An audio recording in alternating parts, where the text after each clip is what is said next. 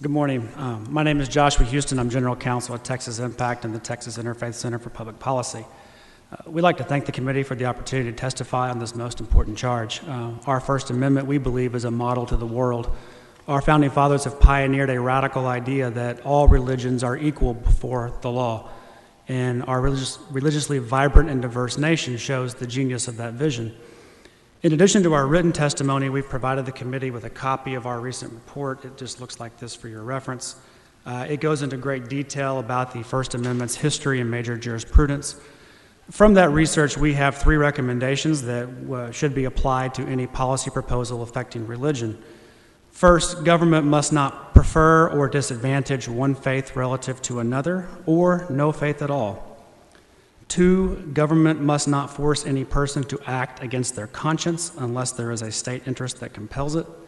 And 3, government must not permit adherents of one faith to harm non-adherents as an expression of that faith.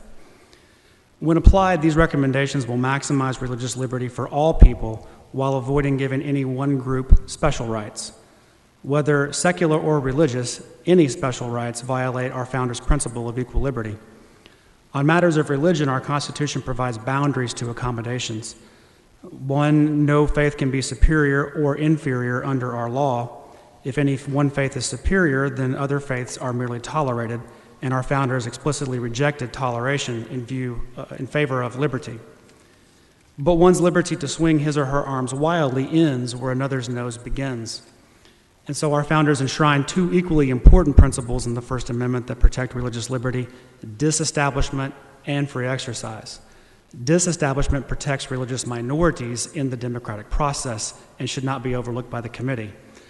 Free exercise protects individual belief, association, and most conduct, so long as that conduct does not infringe on the rights of others. Together, disestablishment and free exercise ensure a free marketplace for religion in our society and prevents government from picking winners and losers. In 1999, the Texas legislature did some really good work, and it adopted the Texas Religious Freedom Restoration Act. Nearly 20 years later, we believe that Texas's law has stood the test of time for 3 reasons. First, we've yet to see any evidence that the current Texas RFRA has been insufficient in any of these cases. Second, the process the legislature undertook in the RFRA's passage was a model process. And third, that robust stakeholder process was important to the law's success. Texas Impact's board member Phil Strickland, who was better known as a longtime Baptist advocate for religious liberty, led a coalition that included over 50 organizations from across the political spectrum.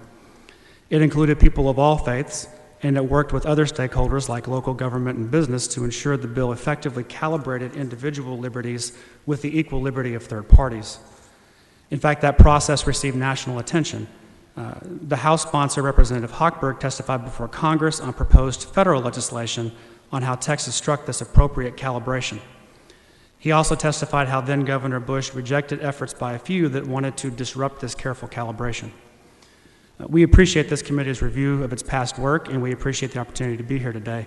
We believe that a broad stakeholder process can work through many of these issues and lead to some mutually beneficial results, and we look forward to working with you and everyone else.